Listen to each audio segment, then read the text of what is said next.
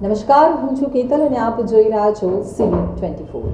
કાશ્મીરમાં સિઝનની પહેલી હિમવર્ષા થઈ છે। કાશ્મીરમાં જાણે સફેદ ચાદર ઓઢાડી હોય તેવા દ્રશ્યો સામે આવ્યા છે।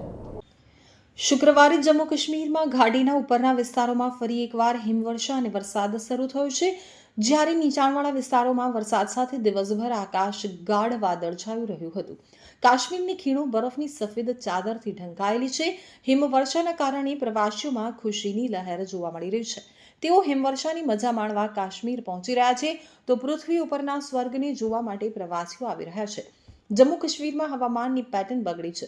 શુક્રવારે ઘાટીના ઉપરના વિસ્તારોમાં ફરી એકવાર હિમવર્ષા અને વરસાદ શરૂ થયો છે, જ્યારે શ્રીનગર સહિતના નીચાણવાળા વિસ્તારોમાં દિવસભર વરસાદ સાથે આકાશ ગોરંભાયેલું રહ્યું હતું।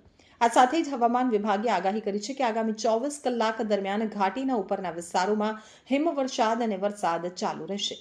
હવામાન વિભાગના જણાવ્યા અનુસાર ચક્રવાત રાજધનતોપ, સાતના ટોપ, સોનમર્ગ, ગુરેઝ, તંગદાર અને મુગલ રોડ પર વહેલી સવારથી શરૂ થયેલી હિમવર્ષા સતત ચાલુ રહી હતી। હવામાન વિભાગે 17 નવેમ્બરથી હવામાનમાં સુધારો થવાની સંભાવના વ્યક્ત કરી છે, તો વેસ્ટર્ન ડિસ્ટર્બન્સની અસરને કારણે સોમવારે હવામાનમાં પલટો આવ્યો હતો અને અફરાવત, ગુરેઝ, તુલાઈ, સોનમર્ગ, મુગલ રોડ સહિત મોટાભાગના ઊંચા પર્વતીય વિસ્તારોમાં હિમવર્ષા થઈ હતી, જ્યારે ગયા મહિને સૂકું વાતાવરણ હતું।